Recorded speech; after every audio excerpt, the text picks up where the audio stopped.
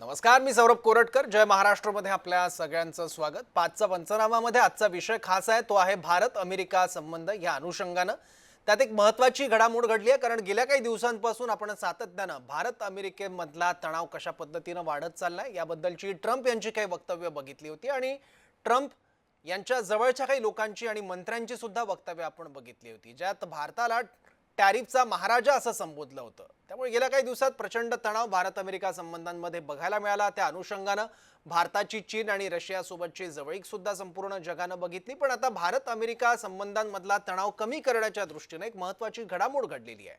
आज पंतप्रधान मोदींचा वाढदिवस आहे आणि या वाढदिवसाच्या शुभेच्छा दिल्या आहेत डोनाल्ड ट्रम्प यांनी. विशेष म्हणजे या शुभेच्छा देताना ज्या मुद्द्यावरून त्यांनी भारतावर टॅरिफ लावलं होतं, तो रशिया युक्रेन वाद सोडवण्यासाठीच्या प्रयत्नांना तुम्ही दिलेल्या सहकार्य असाही उल्लेख ट्रम्प यांनी केलाय. नेमका शुभेच्छा देताना डोनाल्ड ट्रम्प यांनी काय म्हटलंय ते एकदा आपण पाहूयात आणि मग चर्चेला सुरुवात करूयात. आताच माझे मित्र पंतप्रधान नरेंद्र मोदी यांच्यासोबत फोनवरून खूप छान संवाद झाला. मी त्यांना वाढदिवसाच्या शुभेच्छा दिल्यात. मोदीजी अतिशय उत्तम काम करतायत.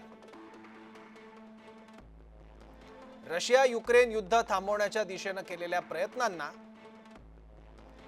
पाठिंबा देण्यासाठी धन्यवाद, असं डोनाल्ड ट्रम्प हे पंतप्रधान मोदींना उद्देशून म्हणालेले आहेत.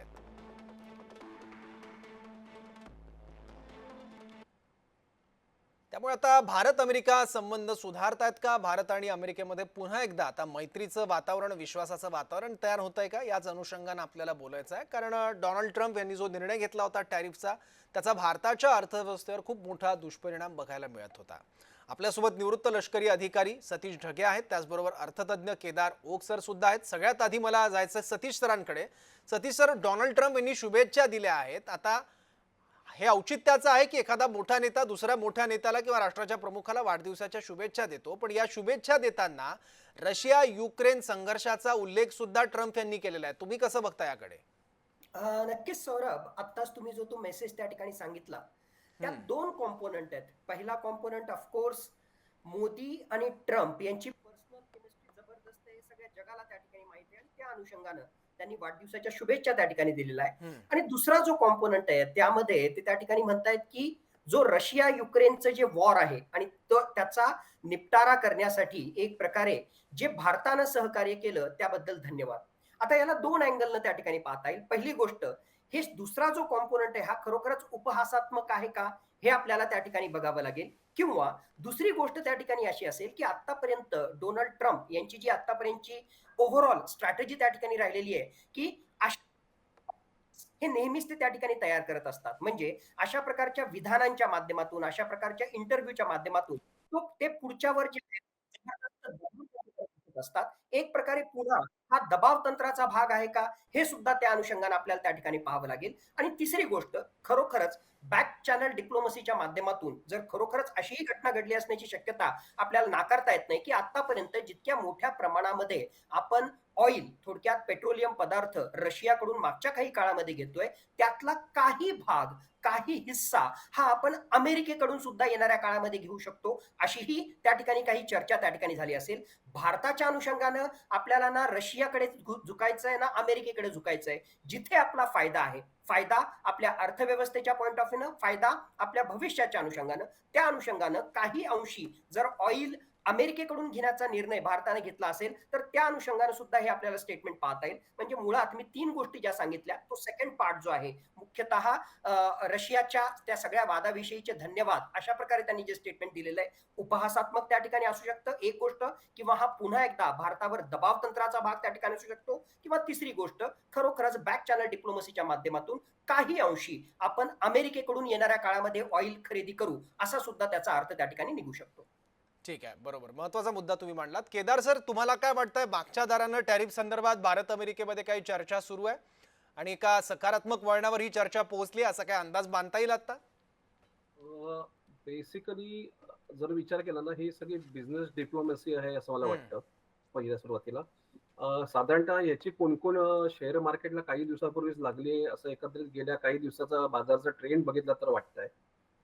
या अनुषंगाने एक मात्र आहे की ज्या पद्धतीने त्यांनी आपल्याला पहिल्यांदा दाबुकायचा प्रयत्न केला, आपल्याला प्रेशराईज करायचा प्रयत्न केला, हम्म. त्याला आपण ज्या पद्धतीने सोफिस्टिकेटेडली उत्तरं दिली, म्हणजे काहीच प्रतिक्रिया न देता थंडा करके खाव या वृत्तीने जे आपण रिॲक्शन दिल्या, तेव्हा असं एक दिसून आलं की कुठेतरी आता ते एका लेव्हलला डिस्परेट झालेले आहेत आणि यातनं त्यांना हे डील काही करून सक्सेसफुल करून एक्झिक्यूट करायचा प्रयत्न करायचा आहे. आता ट्रेड डील हे काही असं सोपं नाहीये की कोणी येऊन एका दिवसात 2 दिवसात येऊन करावं. आपण युरोपचं बरोबर जे करतो, युरोपियन कंट्रीजवर त्यालाच आपण कितीतरी वेळ घेतला होता. सो एकंदरीत असं एक प्रायमा फेसी असं वाटतं की काही छोट्या प्रमाणात हे डील पहिलं अप्रूव्ह केलं जाईल आणि आपण ज्या ऍग्रिकल्चरल प्रोडक्ट आणि डेअरी प्रोडक्ट वरती जे स्ट्रॉंगली उभे आहोत की याच्यात आम्ही काही कॉम्प्रोमाइज करणार नाही, तर त्या बाबतीत मात्र मला असं वाटतं गव्हर्नमेंटने स्ट्रॉंग ऍक्शन दाखवलेली आणि शेवटी त्यांना ते नमतं घ्यायला लागले असं एकंदरीत आता तरी वाटतंय.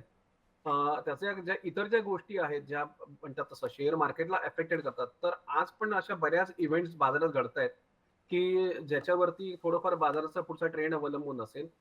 त्यामध्ये प्रामुख्याने तुम्ही बघायला गेलं तर जपान, युके आणि यांच्या फेडच्या मीटिंग बँकांच्या मीटिंग्स येतात आणि या मीटिंग मधनं काही डिसिजन्स आज रेट कट बद्दल अनाऊन्स होणार आहेत.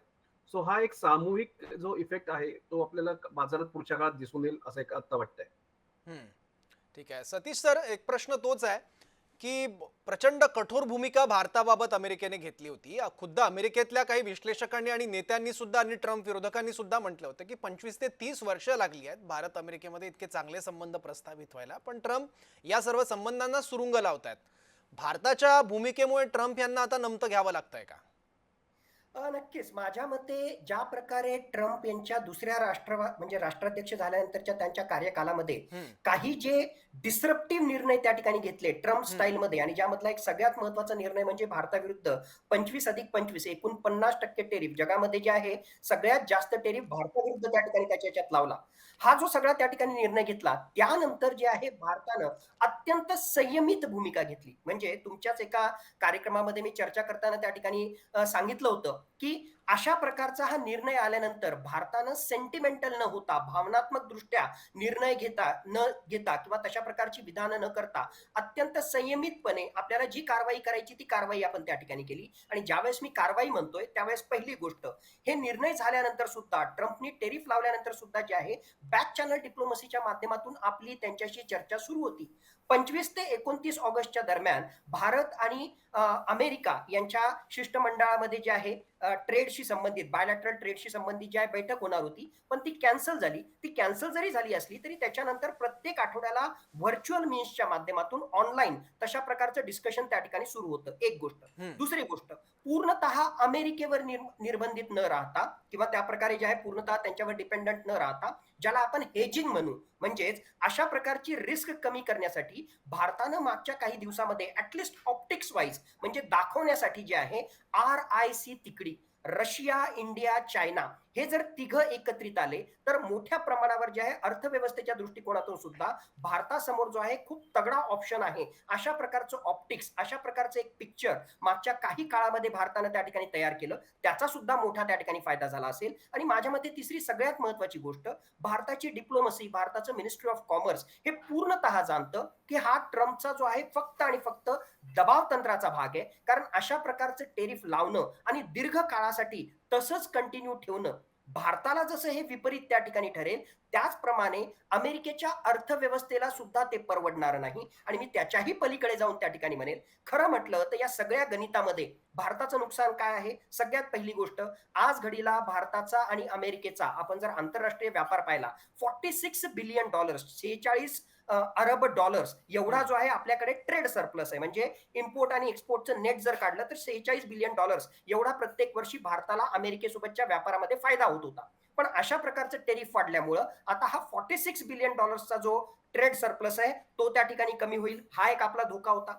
दुसरी महत्वाची गोष्ट, कितीही केलं तरी अमेरिका जी आहे जगातली सर्वात मोठी अर्थव्यवस्था आहे आणि त्याच्यासोबतचा आंतरराष्ट्रीय व्यापार जर आपला कमी होत असेल तर त्याचा लॉंग टर्म आपल्यावर विपरीत परिणाम होणार आहे. हे दुसरं त्या ठिकाणी निगेटिव्ह होतं. पण तिसरी सगळ्यात महत्वाची गोष्ट, मी या पहिल्या दोन गोष्टी ज्या आहेत त्याला विशेष महत्व देत नाही, तिसरी सर्वात महत्वाची गोष्ट जी सुरुवातीला तुम्ही सांगितलं, जर खरोखरच अमेरिकेनं अशा प्रकारची भारत विरोधी एक भूमिका त्या ठिकाणी घेतली किंवा तशा प्रकारची मेंटॅलिटी त्या ठिकाणी बनवली, तर 21व्या शतकामध्ये भारत आणि अमेरिका एकत्रित येऊन खूप मोठे वेगवेगळ्या प्रकारचे प्रश्न किंवा स्ट्रॅटेजिक धोरण आपल्याला करायचं आहे. त्यामधला एक सगळ्यात महत्वाचा आस्पेक्ट म्हणजे चायनाचा मुकाबला. त्याचबरोबर इंडो पॅसिफिक रिजनमध्ये क्वाडच्या माध्यमातून अमेरिका आणि भारताचं सहकार्य हे खूप महत्वाचं राहणार आहे. पण अशा प्रकारचा हम्म. ट्रस्ट डेफिसिट वाढत असेल तर हा कुठेतरी जे आहे भारत आणि अमेरिका संबंधाला सुरुंग लावण्याचा प्रकार आहे. म्हणून स्ट्रॅटेजिक पॉईंट ऑफ व्ह्यूनं हे जितक्या लवकरात लवकर आपल्याला सामोपचारानं मिटवता येईल, म्हणजेच थोडक्यात ट्रेड डीलकडे जाता येईल आणि अमेरिकेची प्रेशरायझिंग टॅक्टिकला जे आहे आपण योग्य प्रकारे आतापर्यंत रिस्पॉन्स दिल्यामुळे होपफुली येणाऱ्या काही महिन्यांमध्ये तशा प्रकारचं ट्रेड डील होईल अशी मला दाट शक्यता वाटते. पण सतीश सर, आणखी एक प्रश्न आहे. काही दिवसांपूर्वी ट्रम्प यांचं एक वक्तव्य होतं की भारतामध्ये तुमचे मॅन्युफॅक्चरिंग प्लांट तुम्ही टाकू नका, असं आवाहन त्यांनी काही अमेरिकन कंपन्यांना केलं होतं. तर हा विरोध सुद्धा त्यांचा मावेल का? कारण अप्रत्यक्षपणे त्यांचं काही अमेरिकन कंपन्यांवर सुद्धा एक प्रेशर होतं की भारतामध्ये जाऊन तुम्ही मॅन्युफॅक्चरिंग किंवा प्रोडक्शन करू नका, ते अमेरिकेतच करा. म्हणजे अमेरिकेला मॅन्युफॅक्चरिंग हब बनवण्याच्या दिशेनं ट्रम्प यांचे प्रयत्न सुरू आहेत, पण भारताच्या वाट्याच्या काही गोष्टी ते स्वतःकडे वळवण्याचा प्रयत्न करतायत. ही गोष्ट ते थांबवतील असं वाटतंय तुम्हाला? अर्थात आपण फक्त अंदाज बांधतोय. नक्कीच. म्हणजे इव्हन 50% टेरिफ लावल्यानंतर जे आहे या अनुषंगाने आपली चर्चा सुरू झाली. पण त्याच्या अगोदर सुद्धा डोनाल्ड ट्रम्प यांनी काही विधानं त्या ठिकाणी केले किंवा काही वेगवेगळ्या प्रकारचे पॉलिसी डिसिजन्स घेतले, ज्यामधला एक महत्वाचा भाग म्हणजे ऍपल ही जी कंपनी आहे ज्याचा मुख्य बेस चायनामध्ये होता, तो त्या ठिकाणी भारतामध्ये आपला बेस त्या ठिकाणी बनवण्यासाठी प्रयत्नरत त्या ठिकाणी होता. आणि त्यावेळेस डोनाल्ड ट्रम्प यांनी उघड उघड विधान केलं होतं की भारताच्या ऐवजी त्यांनी अमेरिकेमध्ये आपलं मॅन्युफॅक्चरिंग त्या ठिकाणी वाढवावं. हे 50% टेरिफ लावण्याच्या अगोदरच त्या ठिकाणी केलं होतं. मुळातच डोनाल्ड ट्रम्प प्रशासनाचं जे सूत्र आहे ते म्हणजे MAGA, make America great great again. Again. आणि येस. मेक अमेरिका जर ग्रेट अगेन या तत्वाच्या अनुसार त्यांना जायचं असेल तर अमेरिकेच्या मूळ लोकांना जास्तीत जास्त रोजगार मिळावे, अमेरिकेच्या डोमेस्टिक कंपनीजला जास्तीत जास्त त्या ठिकाणी व्यापार करता यावा, या अनुषंगाने निर्णय घेणं त्यांना भाग आहे. कारण तो त्यांचा मूळ वोटर बेस आहे आणि त्यातूनच अशा प्रकारचं टेरिफ वॉर छेडणं असो, त्यातूनच डोमेस्टिक कंपनीजला बढावा देण्यासाठी ज्या बाहेर गेलेल्या अशा प्रकारच्या मल्टीनॅशनल कंपनीज आहेत त्यांच्यावर दबाव टाकणं किंवा त्यांना एक प्रकारे जे आहे ज्याला आपण कॅरेट अँड स्टिक पॉलिसी म्हणतो, म्हणजे काही जर गरज असेल तर त्यांना जे आहे धमकावणं आणि काही जर गरज असेल तर त्यांना जे आहे त्या प्रकारे एक प्रकारे लालूच दाखवणं, या सगळ्या गोष्टी त्यांनी केल्या. आणि त्याच्या माध्यमातून डोमेस्टिक कंपनीज, आणि तोच तुमचा रोग त्या ठिकाणी होता की मॅन्युफॅक्चरिंग कंपनीज, डोमेस्टिक मॅन्युफॅक्चरिंग कंपनीजला कशी जास्तीत जास्त ऑपॉर्च्युनिटी मिळेल यासाठी डोनाल्ड ट्रम्प प्रशासनाचं जे आहे त्या ठिकाणी ओव्हरऑल प्रयत्न त्या ठिकाणी असणार आहे. पण अशा प्रकारचं प्रोटेक्शनिझम, म्हणजे अशा प्रकारे जे आहे सगळ्याच्या सगळ्या गोष्टी फक्त अमेरिकेपुरता केंद्रित ठेवून हे जग, आजचं मल्टीपोलर वर्ल्ड, हे अमेरिकेला त्या ठिकाणी सपोर्ट करणार नाही किंवा तशा प्रकारे फक्त अमेरिका म्हणेल याच्या अनुषंगाने हे चालणार नाही. म्हणून हे बॅलन्स करणं जे आहे अमेरिकेला आवश्यक आहे, ट्रम्प प्रशासनाला आवश्यक आहे. म्हणून शॉर्ट टर्म मध्ये ते अशा प्रकारची अग्रेसिव्ह भूमिका घेत आहेत, पण लॉंग टर्म मध्ये त्यांना भारताशी सामावून घेण्याशिवाय दुसरा पर्याय नाही, हे सत्य आहे. ठीक आहे केदार सर, माझा पुढचा प्रश्न तुम्हाला आहे. ट्रम्प यांनी टॅरिफची घोषणा केली. 50% म्हणजे खूप मोठं टॅरिफ आहे. अनेक क्षेत्रांचं कंबरड यामुळे मोडलेलं आहे. यामध्ये एक तर पहिल्यांदा तर कोणकोणती क्षेत्र येतात, सेक्टर्स येतात? आणि दुसरा प्रश्न, आता ट्रम्प यांनी जर यांच्यासोबत जर मागच्या दारांना कुठली बोलणी सुरू असतील तर ट्रम्प 50% पूर्ण टॅरिफ भारतावरून हटवतील अशी कल्पना करणंच चुकीचं आहे. अर्थात ते तसं करणार नाहीत असं त्यांच्या स्वभावावरून आपल्याला कळतं. तर भारताला कितपत रिलीफ मिळू शकतो, आणि हा जर रिलीफ मिळाला तर तो कुठल्या क्षेत्रांसाठी संजीवनी म्हणून काम करेल किंवा फायदेशीर असेल? बेसिकली तुम्ही जर ट्रम्प यांचं जर एकंदरीत जर रिॲक्शन बघितली ट्रम्प यांची, तर तुमच्या लक्षात असं येईल ना की माझ्या मते ते अमेरिका सोडून सगळे देश चालवायला बघतायत. आता दुसरा पार्ट असा आहे की जसं आपण आत्मनिर्भर भारत हे धोरण आखलं तसं ते make in America great again या अनुषंगाने ते काम करतायत. सो प्रत्येक देश त्याच्या अँगलनी हा काम करत असतो. आता इथे प्रश्न असा आहे की आज ते जसं म्हणतात की आमच्याकडे तुम्ही प्लांट टाका, हे करा, तर आज गेल्या 10 वर्षात आपल्या इकडे कुठली मॅन्युफॅक्चरिंग हब उभे राहिलेले नाहीयेत जसं अमेरिकेकडे आज राहिलेले आहेत. सो जो प्रत्येक देश आपल्या दृष्टीने यात काहीतरी प्रयत्न करायचा प्रयत्न करतोय. आणि याचा ओव्हरऑल इम्पॅक्ट जर तुम्ही टेरिफच्या बाबतीत जर म्हणाल तर थोडंफार यात नेगोसिएशन होईल. म्हणजे आता त्यांनी 50% लावलाय, जो एक्स्ट्रा 25% आपल्याला टॅक्स लावलाय तो कुठेतरी आपला ऍब्झॉर्ब करतील, ते कमी करण्याचा प्रयत्न करतील. पण हे एकंदरीत त्यांच्या ज्या ऍक्शन ज्या एकूण चालू आहेत ना, या एक टिपिकल बिझनेस माणसाचे जे असतात त्या पद्धतीने चालू आहेत. म्हणजे कधी अंजरायचं, कधी रागवायचं, कधी दादागिरी करून दाखवायचं. सो हे अशा यांनी डील होत नाहीत असं माझं मत आहे. इथे फार व्यावहारिक दृष्टीने बघायला लागतं. प्रत्येक देशाचे प्रत्येकाला वेगवेगळे प्रॉब्लेम असतात. जसं आपली इकॉनॉमी ही मी दरवेळेला सांगतो मिक्स इकॉनॉमी आहे. त्यामुळे उद्या क्रूड वाढलं, डॉलर वाढला, काही झालं तरी आपल्या देशाला यात प्रॉब्लेम होत असतो. सो आपला देश आपल्या इकॉनॉमीच्या दृष्टीने ज्या गोष्टी करतोय त्या आपल्या दृष्टीने बरोबर आहेत, ते त्यांच्या दृष्टीने करतायत ते पण बरोबर आहे. पण याचा अर्थ असा नाही की तुम्ही दुसऱ्याला धमकावून या गोष्टी कराल. तर एकंदरीत त्यांचं जे बिहेवियर आहे हे ओव्हरऑल अमेरिका सोडून सगळेच देश चालवाल ते चालेल असं मला वाटतं. ते त्यांनी म्हणजे प्रामुख्याने सोडलं पाहिजे. आता अर्थात मी काही त्यांचा सल्लागार नाही.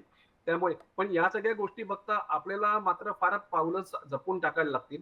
याच्यात जो काही ट्रेड डेफिसिट होईल म्हणजे ओव्हरऑल आपण आता गेल्या काही महिन्यात याचा सगळ्यांनी अभ्यास केलेलाच आहे. सो काही ट्रिलियन 40 ट्रिलियनचं काहीतरी बिलियनचं आपल्याला एक याच्यात गॅप येणार आहे. हा गॅप आपण कुठेतरी पुढच्या दुसऱ्या देशांबरोबर डील करून कमी करण्याचा प्रयत्न करू. या अनुषंगाने जी सेक्टर चांगली वाटत म्हणजे ज्यांना आता प्रेशराईज होतील असे सेक्टर जे आहेत ते मला ऑटो सेक्टर थोडंफार वाटत होतं. त्याच्या व्यतिरिक्त थोडं सॉफ्टवेअर इंडस्ट्री ते टार्गेट करतायत असं एक मला वाटतंय. आणि त्याच्यानंतर मग इतर गोष्टींमध्ये म्हणाल तसं काही सेक्टर्स आहेत जी ऍग्रेशन मध्ये वाटतात. ऍग्रिकल्चर सेक्टरला ते आपल्याला खूप त्रास द्यायचा प्रयत्न करतायत. नंतर पॉवर सेक्टरमध्ये मला असं एक वाटतं की आपल्या देशाने वेगळ्या पद्धतीने काही रिन्युएबल एनर्जीमध्ये जसं आपण आता जातोय त्या पद्धतीने काही गोष्टी बघायला पाहिजेत. आपल्या दृष्टीने चांगल्या गोष्टी जर म्हणाल तर मला काही झालं अमेरिकेला आपण टेरिफ लावून दे नको राहून दे. फार्मा सेक्टर हे खूप अट्रॅक्टिव्ह वाटते पूर्वीच्या काळामध्ये. ऑटो एक्सेसरीज सेक्टर जी आहेत ती आपल्याकडे फार चांगल्या पद्धतीने पुढे चालतील. कन्झम्पशन स्टोरी आपली चांगली पिकअप घेईल. गेल्या काही महिन्यात ज्या पद्धतीने आपल्याला ज्या बेनिफिट्स सरकारने दिल्यात, आता जीएसटी कमी केलाय, त्याचे बेनिफिट्स आता लोकांपर्यंत किती जातात हा वेगळा परत विषय आहे. पण एकंदरीत गव्हर्नमेंटनी सगळ्या दृष्टीने आपल्याला कन्झम्पनला प्राधान्य द्यायचा प्रयत्न केलेला आहे. आणि त्याचं प्रतिबिंब हे पुढच्या काळात आपल्याकडे तर फेस्टिवल सीझन आहे त्यात ते दिसून येईल असं प्रकर्षाने वाटतंय. ज्या जागतिक वित्त संस्था आहेत त्यांनी आपलं मूल्यांकन चांगल्या पद्धतीने करायचा प्रयत्न केला की हे जरी टेरिफवर भारताच्या वरती लादलं गेलं असलं किंवा काही असलं तरी भारताची ग्रोथ ही सस्टेनेबल राहील. थोडाफार एक काही पर्सेंटेजचा परिणाम होईल पण तो परिणाम कन्झम्पशन मधनं कव्हर होईल असं एक साधारण मला असं वाटतंय. आणि पुढच्या काळात ओव्हरऑल मला वाटतं की मार्केट इथून या तणावातनं बाहेर पडेल.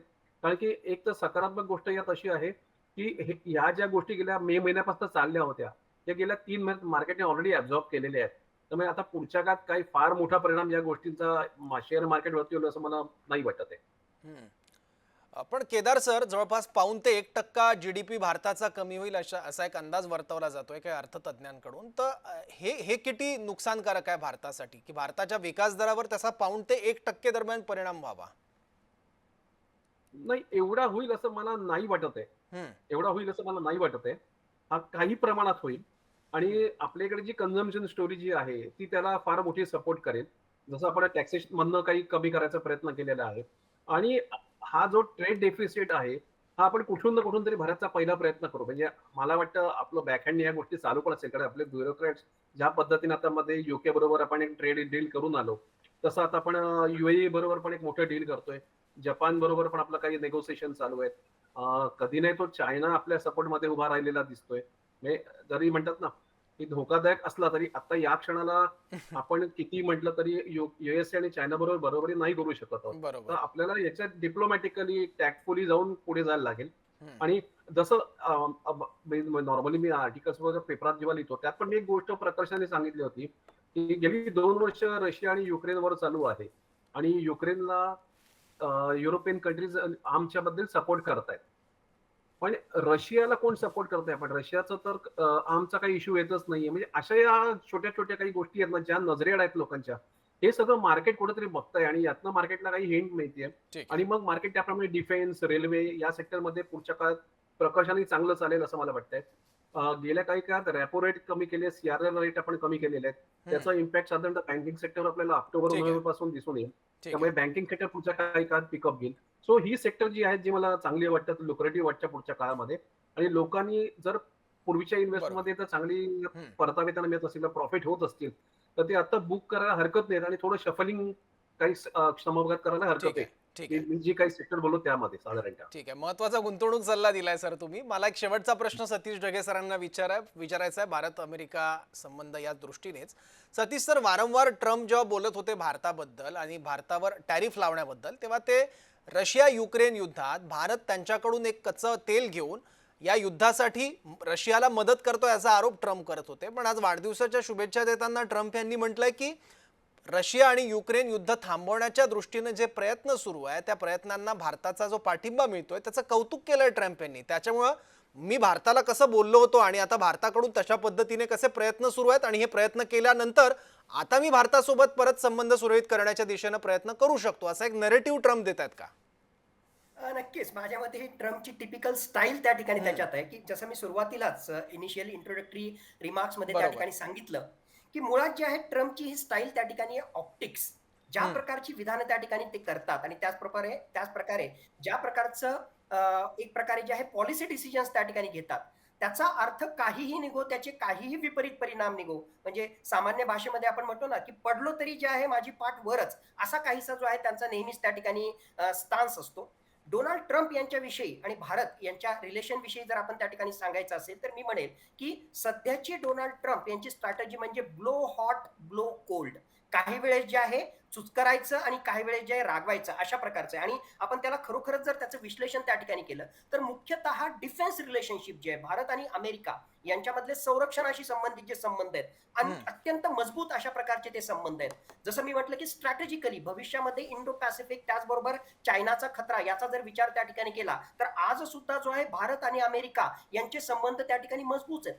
Personal chemistry, personal diplomacy between भारताचे प्रधानमंत्री आणि अमेरिकेचे राष्ट्राध्यक्ष यांच्यामधली पर्सनल केमिस्ट्री आज सुद्धा जी आहे तेवढीच मजबूत आहे आणि त्याचा प्रत्यय आज आपल्याला या वाढदिवसांच्या शुभेच्छांच्या माध्यमातून त्या ठिकाणी आला. म्हणजे या सगळ्या अँगलने मी म्हणेल की भारत आणि अमेरिका यांच्यामधलं जे आहे हॉट रिलेशनशिप आहे, पॉझिटिव्ह रिलेशनशिप आहे. कोल्ड रिलेशनशिप जर आपण म्हटलं तर मुख्यतः हे टेरिफ वॉर जे सुरू झालं आणि त्याच्यानंतर कॉमर्स सेक्टर म्हणजे मुख्यतः भारत आणि अमेरिका यांच्यातल्या वाणिज्य क्षेत्राशी संबंधित ज्या वेगवेगळ्या बाबी आहेत त्याच्याशी संबंधित जे आहे नक्कीच कुठे ना कुठेतरी जे आहे आपल्या रिलेशन मध्ये खटास निर्माण झाली किंवा कुठेतरी जे आहे अशा प्रकारचं कोल्ड रिलेशन निर्माण झालं असं जर मी म्हटलं तर ते चुकीचं ठरू नये. पण मला वाटतं हा जो आहे एक फेज आहे आणि या फेजला जे झालं ते चांगलंच झालं. मी यासाठी त्या ठिकाणी म्हणतो की याच्या अनुषंगानं कमीत कमी जे वेगवेगळ्या प्रकारचे नॉन टेरिफ बॅरियर आहेत, ज्या प्रकारचे ब्युरोक्रेटिक हर्डल्स वेगवेगळ्या भारत आणि दुसऱ्या देशांच्या व्यापाराशी संबंधित निर्माण होतात त्याला कमी करण्यासाठी जे आहे त्या ठिकाणी मिळेल. आणि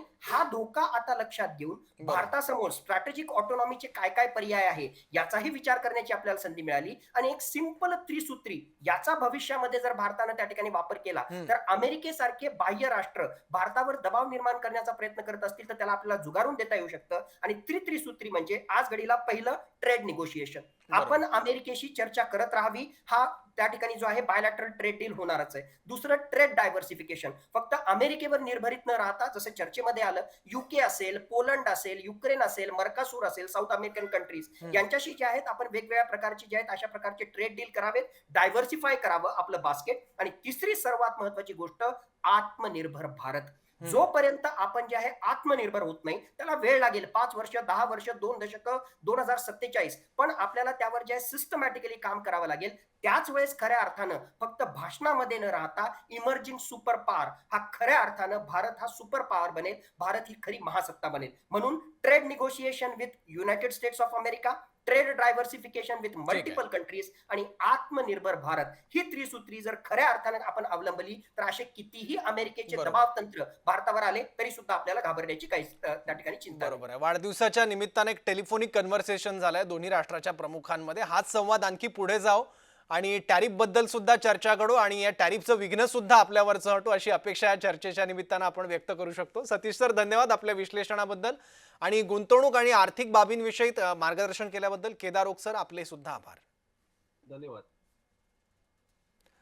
आजच्या चर्चेत आपण इथेच थांबूयात. पाहत राहा जय महाराष्ट्र.